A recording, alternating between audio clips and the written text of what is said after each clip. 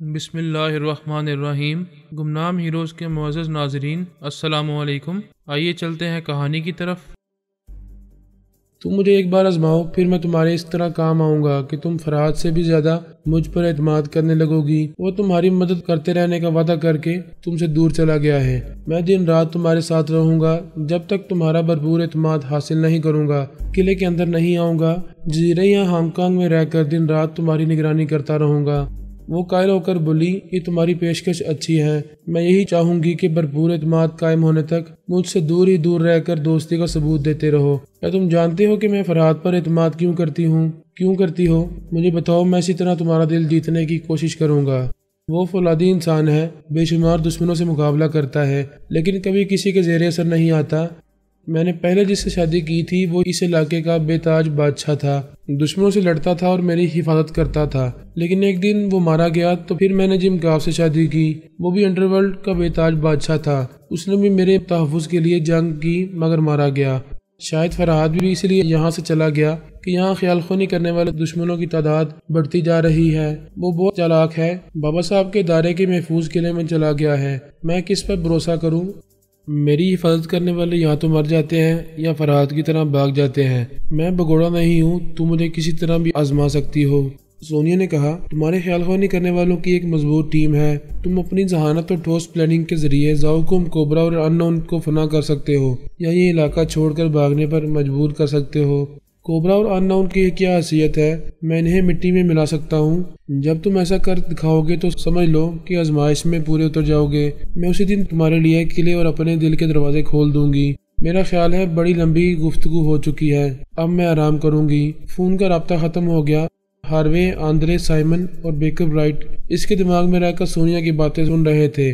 Harvey نے کہا، morally تنہا رہ گئی ہے، وہ کسی ٹیلی پیتھی جاننے والے سے دوستی کیے بغیر اس علاقے میں زندہ سلامت نہیں رہے گی۔ آندرے نے کہا، مارلی یہ بات اچھی طرح سمجھ رہی ہے، یہ اچھا ہوا کہ سب سے پہلے ہم نے دوستی کی آفر کی ہے۔ ہم خیال خوانی کرنے والوں کی ایک مضبوط ٹیم رکھتے ہیں، وہ ہم پر بھروسہ کرے گی۔ اسے ٹیلی پیتھی کے ہتھیار کی سخت ضرورت ہے۔ بیکر برائٹ نے کہا، اب ہماری کوشش یہی ہونی چاہیے کہ وہ صرف ہم پر بھروسہ کرے، کوبرا اور ان نون کی طرف نہ جھکے۔ اس سے پہلے ہی ان دونوں کو خاک میں ملانا ہوگا۔ سائمن نے کہا، وہ دونوں ہماری طرح روپوش رہتے ہیں، یا تو ان کا پتہ ٹھکانہ معلوم ہونا چاہیے یا ان کی کسی بڑی کمزوری تک پہنچنا چاہیے۔ وہ اس سلسلے میں بحث کرنے لگے کہ کس طرح ان دونوں کو ٹریپ کیا جا سکتا ہے۔ ادھر زاؤکم کوبرا نے فون کے ذریعے سونیا سے رابطہ کیا، پھر کہا، میں بڑی دیر سے رابطہ کرنے کی کوششیں کر رہا تھا اور تمہارے قلعے کا انچارج کہہ رہا تھا کہ تم کسی سے فون پر گفتگو کرنے میں مصروف ہو۔ میرا خیال ہے اتنی لمبی گفتگو فرحات سے ہی ہو سکتی ہے، میں اس سے بھی زیادہ لمبی گفتگو اپنی مانوں سے کرتی ہوں، تم اپنے مطلب کی بات کرو۔ مجھے افسوس ہے کہ جم کاف مارا گیا ہے، تم دوسری بار بیوہ ہو گئی ہو۔ دنیا کے بڑے بڑے مجرم مجھ سے شادی کرنے کے لیے مجھے بیوہ بناتے رہیں گے، تم نے بھی شادی کرنے اور میرے قلعے پر قبضہ جمانے کے لیے اس بار مجھے بیوہ بنایا ہے۔ جنگ کے دوران فریقین میں سے کوئی بھی مارا جاتا ہے، جب صلح اور دوستی کی بات آئے تو مرنے والوں کا حساب نہیں کیا جاتا، اپنے پیاروں کی موت کو بھی بلا کر آئندہ دوستی اور محبت سے رہنے کے معاہدے کیے جاتے ہیں۔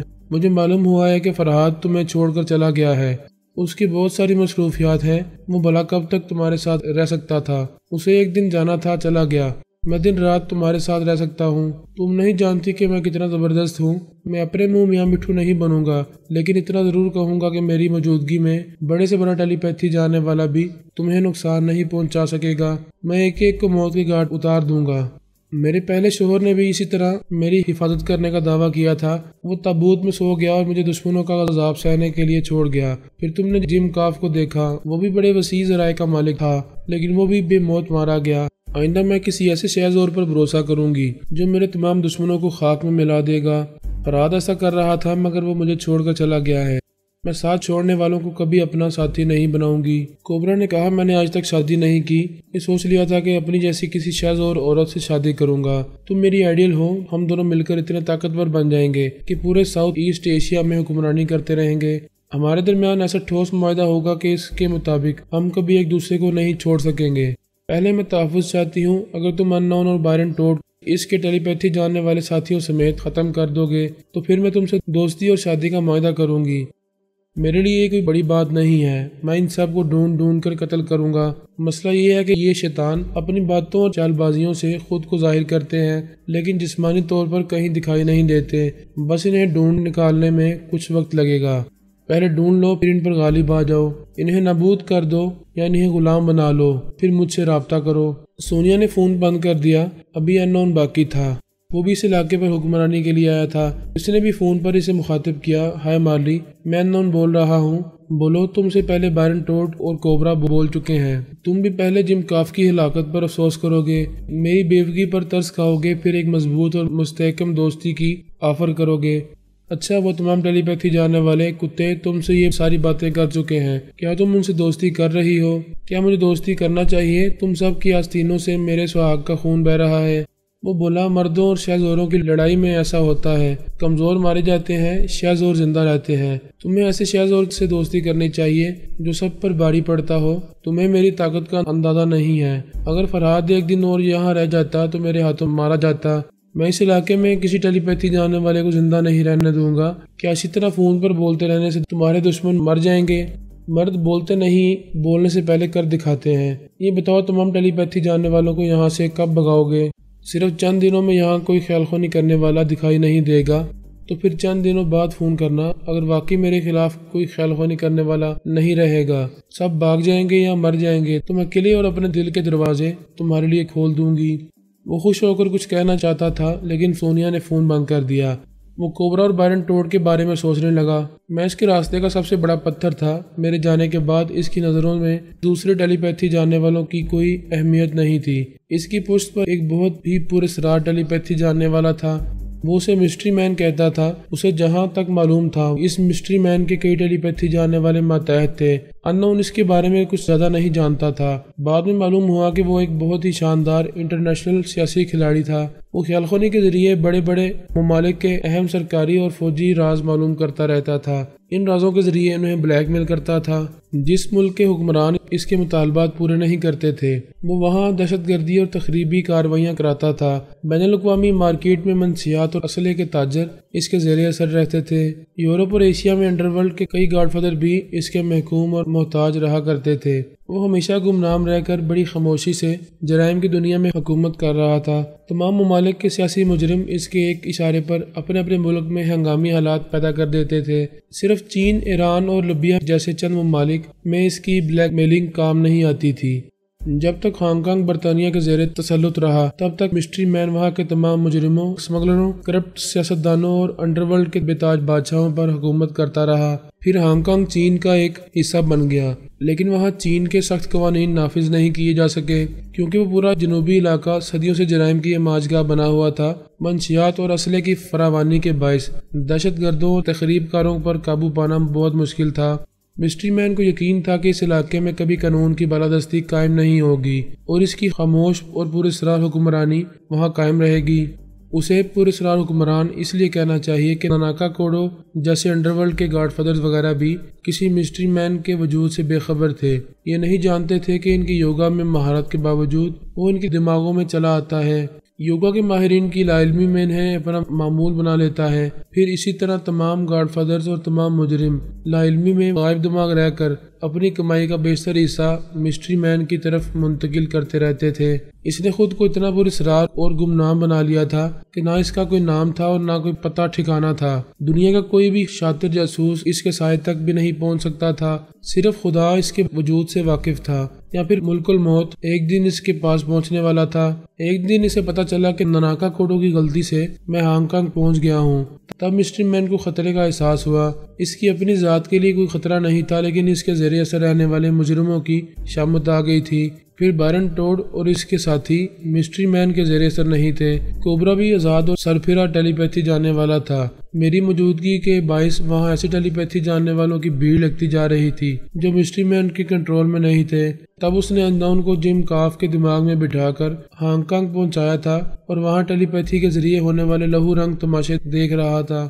وہ سمجھ رہا تھا کہ یہ بھیڑ آسانی سے نہیں چھٹے گی۔ ایک ٹیلی پیتھی جانے والے کا پتہ ٹھکانہ معلوم کر کے انہیں اپنا معمول اور محکوم بنانا ہوگا یا ان کی ٹیلی پیتھی سمیت انہیں فنا کرنا ہوگا۔ اس نے ایک برس پہلے بائرن ٹوڈ اور ہاروے کو ٹریپ کرنے کی کوشش کی تھی وہ دونوں اٹلی اور سسلی کے گاڈ فادر تھے۔ مسٹری مین ان کے تمام مجرمانہ دندوں کو اچھی طرح جانتا تھا، اس نے اپنے ماتحتوں کے ذریعے انہیں فون پر دھمکی دی تھی کہ بائرن ٹوڈ اور ہاروے اسے اپنے دماغوں میں نہیں آنے دیں گے تو وہ انہیں انڈر ورلڈ کے معاملات میں نقصان پہنچائے گا، انہیں آرام اور اطمینان سے دھندا کرنے نہیں دے گا۔ بائرن ٹوڈ نے جواباً کہا تھا، ہم اچھی طرح جانتے ہیں تم گمنام اور پراسرار بن کر رہتے ہو۔ یورپ کے انڈر ورلڈ سے تعلق رکھنے والے کئی گاڈ فادر تمہارے زیر اثر ہیں، وہ تمہاری ٹیلی پیتھی کے سامنے مجبور ہیں، لیکن ہم تم سے مروب اور مغلوب نہیں ہوں گے۔ تم ہمیں نقصان پہنچاؤ گے تو ہم یورپ کے کئی گاڈ فادرز کے دماغوں میں گھس کر ان کی نیندیں حرام کر دیں گے۔ تم انہیں تحفظ دیتے رہو گے، ہم ان کے زیر زمین معاملات میں انہیں نقصان پہنچاتے رہیں گے۔ اگر اپنے تمام گاڈ فادرز کی بھلائی چاہتے ہو تو ہمارے معاملات سے دور رہو۔ مسٹری مین کے ماتحت نے کہا، تمہاری طرح ہم بھی ٹیلی پیتھی جانتے ہیں، ہم آپس میں دوست بن کر دنیا کے تمام ٹیلی پیتھی جاننے والوں پر حکومت کر سکتے ہیں۔ انڈرورلڈ کے جتنے گاڈ فادرز ہیں اور بڑے ممالک کے جتنے کرپٹ سیاستدان ہیں وہ سب ہمارے زیر اثر رہیں گے۔ بائرن ٹوڈ نے کہا، ہم دوستی کریں گے تو ہمیں ایک دوسرے کا پتہ ٹھکانہ بھی معلوم ہوگا، تم ہماری بیویوں اور بچوں کے دماغوں میں بھی پہنچو گے، ہمارے خون کے رشتوں کو عذاب میں مبتلا کر کے ہمیں گھٹنے ٹیکنے پر مجبور کرو گے، ہماری اور بہت سی کمزوریاں معلوم کرو گے، ہمیں ساری دنیا پر حکومت کرنے کا خواب نہ دکھاؤ، ہمارے اندر دم خم ہوگا تو ہم اپنی مضبوط ٹیم کے ساتھ پوری دنیا پر نہ صحیح آدھی دنیا پر حکومت کر سکیں گے۔ ہاروے نے پوچھا، ویسے تم کون ہو، کس ملک سے ٹیلی پیتھی سیکھ کر آئے ہو، کچھ اپنے بارے میں بتاؤ۔ مسٹری مین نے اپنے بارے میں کچھ نہیں بتایا، ان سے رابطہ ختم کر دیا۔ اس وقت یہ سوچ کر خاموش رہا کہ اپنے اہم معاملات سے فرصت ملے گی تو وہ بائرن ٹوڈ اور اس کے ساتھیوں کا سراغ لگانے کی کوشش کرے گا، اور اب ہانگ کانگ میں ان کا سامنا ہو رہا تھا۔ جس طرح وہ گمنام اور پراسرار بنا ہوا تھا اور کوئی اس کے سائے تک بھی نہیں پہنچ سکتا تھا، اسی طرح بائرن ٹوڈ بھی اپنے تمام ٹیلی پیتھی جاننے والے ساتھیوں کے ساتھ لاپتہ رہتا تھا۔ وہ ایک برس پہلے دوستی کی پیشکش کو ٹھکرا چکے تھے، اس کے فریب میں آنے والے نہیں تھے، اب چپ چاپ ان کا سراغ لگا کر ان کی شہر تک پہنچنا ضروری ہو گیا تھا۔ مسٹری مین کے دو ٹیلی پیتھی جاننے والے اٹلی اور سسلی پہنچے ہوئے تھے، بڑی رازداری سے وہاں کے اہم افراد کو اعلی کار بنا رہے تھے۔ وہ جانتے تھے کہ حکومت فوج کے اہم عہدیداروں تک پہنچتے رہیں گے تو ان کے ذریعے بائرن ٹوڈ وغیرہ کا سراغ ملتا رہے گا۔ دنیا کے تمام گاڈ فادرز تمام ملکوں کے حکمرانوں اور فوج کے اعلیٰ افسروں کے لیے درد سر بنے رہتے تھے، کبھی دوستانہ انداز اختیار کرتے تھے اور کبھی مطالبات پورے نہ ہونے پر ان ممالک میں تخریبی کارروائیاں کرتے رہتے تھے۔ ان حکمرانوں اور افسروں کے ذریعے ہی گاڈ فادرز وغیرہ کا سراغ ملنے کی توقع کی جا سکتی تھی۔ انون نے مسٹری مین کی ہدایت کے مطابق زاؤ کوم کوبرا کے ایک اعلیٰ کار سے رابطہ کیا۔ اس اعلیٰ کار کے دماغ میں جانے سے کوبرا سے اس کی باتیں ہوئیں۔ انون نے کہا، ہانگ کانگ میں ٹیلی پیتھی جاننے والے مختلف ممالک کے فوجیوں کی طرح چلے آ رہے ہیں، ہم اور تم ان سے تنہا نہیں نمٹ سکیں گے، کیا ہمارے اتحاد کی کوئی صورت ہو سکتی ہے، اور کیا تم مجھ سے دوستی کرنا چاہو گے؟ بے شک اتحاد میں بڑی طاقت ہے، ہم اس طرح متحد ہو سکتے ہیں کہ کسی کو کسی سے بھی کبھی کوئی نقصان نہ پہنچے، کوئی چال بازی، کوئی دھوکہ نہ ہو، جبکہ ہر ٹیلی پیتھی جاننے والا ناقابل اعتماد ہوتا ہے۔ ہر شخص دوستی کے بہانے دوسرے کے دماغ میں گھس کر اسے اپنا معمول بنا لیتا ہے۔ انون نے کہا، ہم ایک دوسرے کے لیے قابل اعتماد نہیں ہیں، لیکن ذہانت سے کام لے کر ایک دوسرے کا اعتماد حاصل کر سکتے ہیں، ایک دوسرے کو اپنی دشمنی سے محفوظ رکھنے کی ضمانت دے سکتے ہیں۔ ہم کس طرح ایک دوسرے کو تحفظ دے سکیں گے؟ کیا تم نے کوئی تدبیر سوچی ہے؟ ہاں، اگر ہم آپس میں رشتہ دار بن جائیں، ایک دوسرے کی بہن یا بیٹی سے شادی کر لیں تو ہم اپنی بہن اور بیٹی کا سہاگ نہیں اجاڑیں گے، کبھی ایک دوسرے کو نقصان نہیں پہنچائیں گے، خون کے رشتے ہمیں متحد کر کے زیادہ طاقتور بنا دیں گے۔ میری ایک بہن ہے، جوان ہے، خوبصورت ہے، میں اسے تم سے منسوب کر سکتا ہوں۔ اتفاق سے میری بھی ایک بہن ہے، میں اسے بہت چاہتا ہوں، اس کے سوا دنیا میں میرا کوئی نہیں ہے، میں قتل و غارت گری سے بھرپور زندگی گزارتا ہوں، اس لیے اپنی اس بہن کو خود سے بہت دور رکھتا ہوں۔ تمہاری بہن جیسی بھی ہوگی، جہاں بھی ہوگی، میں اس سے شادی کروں گا، کیا تم میری بہن سے شادی کرو گے؟ اس سلسلے میں ہم ایک دوسرے کی جائز شرائط تسلیم کریں گے۔ پہلی شرط تو یہ ہے کہ تم میری بہن کے دماغ میں جاؤ گے اور میں تمہاری بہن کے دماغ میں رہ کر اس کے خیالات پڑھوں گا، اس طرح ہم ایک دوسرے کی بہن کے خیالات اور مزاج وغیرہ کو اچھی طرح سمجھ سکیں گے۔ ٹھیک ہے، سمجھنے کے بعد میں تمہاری بہن سے کسی بھی ملک میں ملاقات کروں گا، تم میری بہن سے جہاں چاہو مل سکو گے، ہم شادی کریں گے، ان کے ساتھ ازدواجی زندگی گزاریں گے، خون کے یہ رشتے مستحکم ہو جائیں گے، پھر ہم ایک دوسرے سے ملاقات کریں گے۔ یہ دوستی کرنے اور ایک دوسرے پر بھروسہ کرنے کا بہترین طریقہ ہے، اس کام میں دیر نہیں ہونا چاہیے۔ میں تمہیں اپنی بہن کے دماغ میں پہنچا رہا ہوں، تم مجھے اپنی بہن کے دماغ میں پہنچاؤ۔ ان لڑکیوں کے خیالات اور مزاج کو سمجھنے میں دیر نہیں لگے گی۔ ہم ان کے چور خیالات پڑھ کر ان کی خوبیاں اور خرابیاں معلوم کر لیں گے۔ ہم دوستی قائم رکھنے کے لیے ایک دوسرے کی بہن کی خوبیوں سے محبت کریں گے اور ان کی خرابیوں کو دور کریں گے۔ یہ پلاننگ ان کے لیے قابل قبول تھی۔ وہ اس پر عمل کر کے ایک دوسرے کا بھرپور اعتماد حاصل کر سکتے تھے۔ انون نے ٹیلی فون کے ذریعے اس اہلکار کو اپنی بہن کی آواز سنائی۔ زاؤکوم کوبرا اپنے اہلکار کے ذریعے اس کے دماغ میں پہنچ گیا۔ اس کا نام اینجلا عرف اینجی تھا۔ وہ لندن میں تعلیم حاصل کر رہی تھی، اپنے والدین کے ساتھ وہاں رہتی تھی۔ کوبرا نے اس کے خیالات پڑھے۔ معلوم ہوا کہ وہ انون کی چھوٹی بہن ہے اور لندن ایسٹ بورن میں اپنے والدین کے ساتھ رہتی ہے۔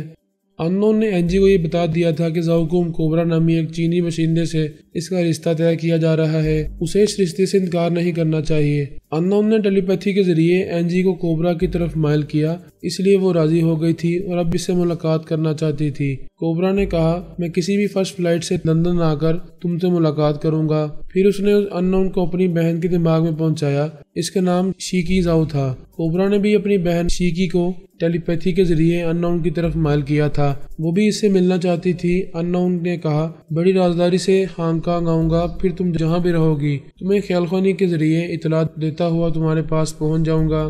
میاں بیوی کا رشتہ ساری زندگی کے لیے ہوتا ہے۔ رشتہ کرنے سے پہلے ایک دوسرے کو سمجھنے اور قبول کرنے میں کافی عرصہ لگ جاتا ہے، لیکن چور خیالات کے ذریعے چند منٹوں میں ایک دوسرے کی اصلی ہسٹری معلوم ہو جاتی ہے۔ وہ دونوں اپنے وعدے کے مطابق دوسرے دن ایک دوسرے کی بہن تک پہنچ گئے اور ان سے روبرو ملاقات کرنے تک اچھی طرح ان کے خیالات پڑھتے رہے اور مطمئن ہوتے رہے۔ روبرو ملاقات ہونے پر کوبرا نے اینجی کو اور انون نے شیکی کو دل سے پسند کیا۔ وہ دونوں ہی جوان اور خوبصورت تھیں۔ اگر ایسی نہ ہوتی تب بھی ایک دوسرے کی دوستی اور اعتماد حاصل کرنے کے لیے وہ انہیں بیویاں بنانا منظور کر لیتے۔ کوبرا نے کہا، میں نے اینجی کو دل سے پسند کیا ہے، تم بھی میری بہن شیکی کو پسند کر چکے ہو۔ کل صبح رجسٹرار کے دفتر میں ہم ان سے شادیاں کر لیں گے۔ ان سے ازدواجی رشتہ قائم ہونے کے بعد ہمیں ایک دوسرے پر اعتماد حاصل ہو جائے گا۔ اس کے بعد ہمیں یہ سوچنا ہے کہ مارلی تک پہنچنے اور اس کے قلعے پر قبضہ جمانے کے لیے ہمیں کیا کرنا ہوگا۔ وہ بھی کسی ایسے ٹیلی پیتھی جاننے والے سے شادی کرنا چاہتی ہے جو اسے ساری زندگی تحفظ دیتا رہے گا۔ انون نے کہا، کل تمہاری بہن سے شادی کرنے کے بعد میں اس کے اعتماد کو دھوکہ نہیں دوں گا، پھر مارلی تو کیا، کسی بھی حسینہ عالم سے شادی نہیں کروں گا۔ کوبرا نے کہا، میں بھی تمہاری بہن اینجی کے اعتماد کو دھوکہ نہیں دوں گا۔ کوئی ضروری نہیں ہے کہ مارلی کا اعتماد حاصل کرنے کے لیے اس سے شادی کی جائے۔ ہم اسے بیوی بنانے کی بجائے بہن بنائیں گے تو وہ یہ معلوم کر کے خوش ہوگی کہ ہم اپنی بیویوں سے محبت کرتے ہیں۔ جب بیویوں کو دھوکہ نہیں دے رہے ہیں تو ایک بہن کو کبھی دھوکہ نہیں دیں گے۔ کوبرا اور انون دوستی کرنے، ایک دوسرے پر اعتماد حاصل کرنے اور مارلی کے قلعے تک پہنچنے کی ٹھوس پلاننگ کر رہے تھے اور اس پر عمل بھی کر رہے تھے۔ بارن ٹوڈ اور اس کے تمام ساتھی اس معاملے میں بڑی سنجیدگی سے غور کر رہے تھے۔ سونیا نے ان کے درمیان رساکشی پیدا کر دی تھی کہ جو شہزور ہوگا اور دوسرے ٹیلی پیتھی جانے والوں کو مار بھگائے گا وہ اسی سے شادی کرے گی اور اسے اپنے قلعے میں آنے دے گی۔ اس بازی کو جیتنے کے لیے کوبرا اور انون متحد ہو رہے تھے۔ بارن ٹوڈ نے اپنے ساتھیوں سے کہا، ہم متحد ہیں، ہمیں صرف کوبرا اور انون تک پہنچنے کا راستہ تلاش کرنا ہوگا۔ وہ ایک بار ہماری نظروں میں آ گئے تو پھر زندہ سلامت نہیں رہ سکیں گے۔ ہاروے نے کہا، پتہ نہیں انہیں تلاش کرنے میں کتنا وقت لگے گا۔ اس سلسلے میں فرات کو نظر انداز نہیں کرنا چاہیے۔ ہم اس کی بھی کسی کمزوری سے فائدہ اٹھا کر مارلی تک پہنچ سکتے ہیں۔ آندرے نے کہا، فرات کی کسی کمزوری تک پہنچنا مشکل ہے۔ یہ اتنا ہی آسان ہوتا تو کتنے ہی دشمن اس کی کسی نہ کسی کمزوری تک پہنچ کر اسے گھٹنے ٹیکنے پر مجبور کر دیتے۔ بیکر بائٹ نے کہا، دوسرے دشمن آج تک ایسا نہ کر سکے، اس کا مطلب یہ نہیں ہے کہ ہم بھی ایسا نہیں کر سکیں گے۔ بارن ٹوڈ نے کہا، بے شک اگر ایک کام کسی کے لیے ناممکن ہوتا ہے تو ضروری نہیں ہے کہ دوسرے کے لیے بھی ناممکن ہو۔ دوسرا اپنی ذہانت اور حوصلے سے اسے ممکن بنا سکتا ہے۔ ہاروے نے کہا، میں سوچ رہا ہوں کہ فرحات کے بیٹوں اور بہوؤں کے بارے میں کسی طرح یہ معلوم ہو جائے کہ وہ سب کہاں اور کن معاملات میں مصروف ہیں تو ہم ایسی معلومات سے فائدہ اٹھا کر فرحات اور مارلی کے لیے دشواریاں پیدا کر سکتے ہیں۔ یہ سب کچھ کرنے کے لیے ہم فرحات کے بیٹوں اور بہوؤں کے دماغوں میں کس طرح پہنچیں گے؟ ان کے دماغ موم کے بنے ہوئے نہیں ہیں، وہ ہماری خیال خونی کی گرمی سے نہیں پگھلیں گے۔ بارن ٹوڈ نے کہا، قدرتی حالات پتھر کو بھی پگھلا دیتے ہیں۔ ہو سکتا ہے کہ فرحات کے عزیزوں میں کوئی بیمار پڑ جائے تو وہ سانس روکنے کے قابل نہیں رہے گا، یا وہ کسی حادثے میں زخمی ہو جائے تو وہ ہماری سوچ کی لہروں کو اپنے دماغوں میں آنے سے نہیں روک سکے گا۔ ہمیں سوچنا چاہیے کہ اس کی فیملی کے اہم افراد کتنے ہیں اور ہم ان میں سے کتنے افراد کے دماغوں میں جا سکتے ہیں۔